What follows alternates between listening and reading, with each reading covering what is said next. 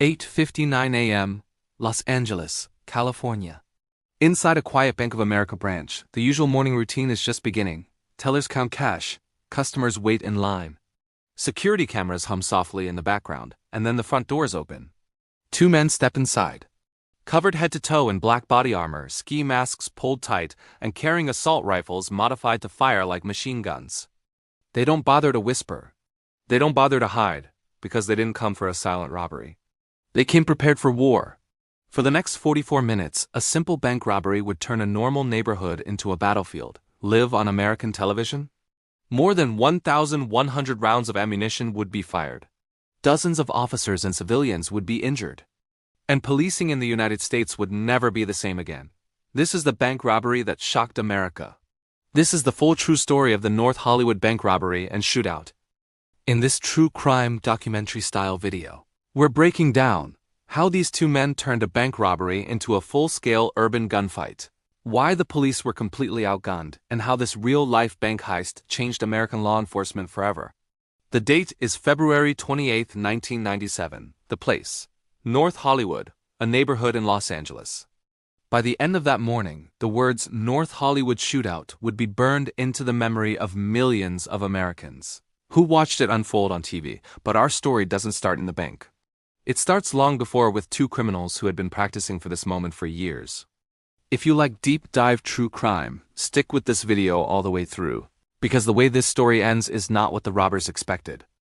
The two men who walked into that bank were Larry Phillips Jr. and Imo Matsarianu. They weren't amateurs. They weren't desperate first-timers. They were experienced armed robbers, and they had already pulled off several violent bank jobs before North Hollywood. Over time, they had developed a strategy. Go in heavily armed, use military-style rifles and body armor, move fast, and be ready to fight the police if they showed up. They trained for this. Neighbors later reported hearing them firing weapons at makeshift shooting ranges in the desert. They studied police response times. They bought or modified rifles to fire on fully automatic, something civilians are not allowed to legally do. But North Hollywood wasn't supposed to be just another robbery. For them, it was meant to be the big score. They carefully picked a Bank of America branch at the corner of Laurel Canyon Boulevard and Archwood Street. It was in a busy area, but with enough exit routes to escape. They also knew that around that time in the morning, an armored truck would usually deliver large amounts of cash. At least that was the plan. It's just before 9 a.m. on February 28, 1997. Larry and Imo pull up to the bank in a white car. They're not dressed like normal robbers. Under their clothes, they're wearing homemade body armor that covers their chest, back, groin, and even parts of their legs. On top, they wear dark clothing and ski masks. In their hands, modified AK-style rifles, A8K91 rifle, multiple drum magazines, and hundreds of rounds of armor-piercing ammunition. They've taken enough painkillers and perhaps other drugs to help them stay calm and aggressive.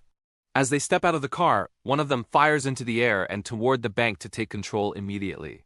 This isn't a quiet robbery. This is intimidation from second one. But something happens they didn't fully count on. A passing civilian, seeing the armed men, quickly calls 911. Almost at the same time, a patrol car with two LAPD officers who just happen to be nearby spots the men entering the bank with rifles. Within minutes, the police know they are dealing with a major bank robbery in progress. And from that moment, the clock is running. Inside the Bank of America, chaos explodes. Larry and Imo fire into the ceiling, shouting for everyone to get down. Customers and employees drop to the floor, some crying, some frozen in panic. They know the police usually respond quickly within 8 minutes, so they try to move fast. But there's a problem. The vault is on a time lock. The huge pile of cash they were counting on is not fully accessible yet. Some of the money they can reach is also protected with dye packs that will explode and stain the bills. In the end, they grab around $300,000, far less than they expected, and much of it is practically useless. Larry gets angry. He's pacing and shouting, firing rounds to keep everyone terrified. Outside, though, something else is happening. The LAPD has already arrived. If you were trapped inside that bank, lying on the floor hearing rifles going off, what would be going through your mind? Tell me in the comments after you finish the video.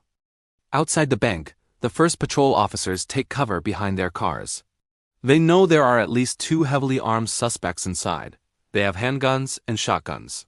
The suspects have assault rifles and hundreds of rounds. The officers radio for backup, for SWAT, for anyone who can get there fast. A quiet morning neighborhood suddenly fills with the sound of sirens and helicopter blades.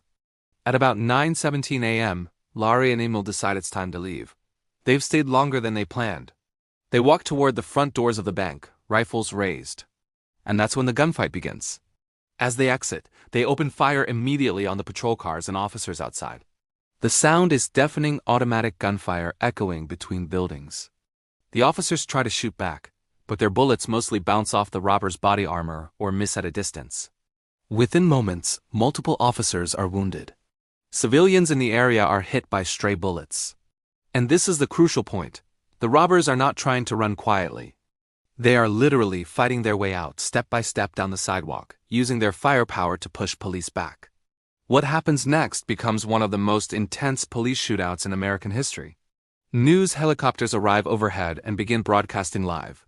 Millions of people tuning into daytime TV suddenly see a real urban war zone. Larry and Emil walk alongside the bank, firing at anything that moves: police cars, officers, even helicopters overhead.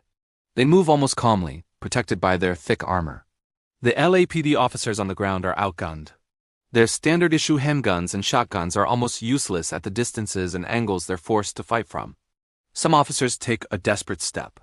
They run to nearby gun stores and borrow AR-15 style rifles and extra ammunition, just to match the robbers' firepower. Meanwhile, more and more units surround the area. Snipers move into position. SWAT teams race to get close enough to end the fight. Larry eventually moves away from the car and continues trading fire with officers on a side street. He's constantly walking, shooting, trying to find a way out. At one point, he's hit in the hand. The injury makes it hard for him to reload his rifle. As police bullets finally begin to penetrate around his armor, Larry takes his own life with a handgun rather than surrender. But the gunfight is not over. Emil gets into the getaway car and attempts to drive away, using the car as cover while he fires at police. When the car's tires are shot out and it becomes useless, he carjacks a pickup truck from a nearby civilian, dumping weapons into the back and trying to escape. But there's a problem. Under heavy fire, Emil forgets to move the truck's keys from the original vehicle. He is now sitting in a truck that won't start out in the open, surrounded by officers who have finally brought heavier weapons to the scene. The police close in, firing at his legs, one of the few parts of his body not fully protected by armor. Emil is hit multiple times in the lower body and eventually collapses behind the car. The North Hollywood shootout officially ends about 44 minutes after the first shots were fired. When the smoke finally clears, the scene is almost unbelievable. Both robbers are dead. Dozens of police officers and civilians are injured, many seriously. Over 1,100 rounds of ammunition have been fired. The street is covered in bullet holes, shattered glass, and abandoned cars. This wasn't just another bank robbery. It was a full-scale firefight in the middle of a major American city, broadcast live on television. The public reaction is immediate. Many people are shocked that two criminals could so easily outgun the police with military-style weapons and heavy body armor. Debates explode across the country about police equipment and training, assault weapons and gun laws, and how to stop this kind of modern-day bank robbery from happening again. For law enforcement, the North Hollywood bank robbery becomes a turning point.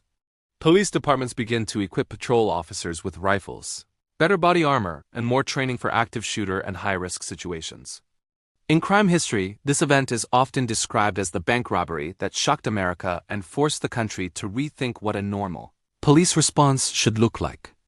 When Larry Phillips Jr. and Emil Matserianu walked into that North Hollywood Bank of America branch, they thought they were ready for anything. They had studied police tactics. They had armed themselves with illegal automatic weapons and heavy body armor. They were willing to shoot their way out if they had to. What they didn't fully understand was this. Once you start a war in the middle of a city, you're not just fighting the police in front of you. You're fighting the entire system behind them. The North Hollywood shootout didn't end the way they planned. They didn't escape with a fortune. They didn't vanish into the night. Instead, they became an example.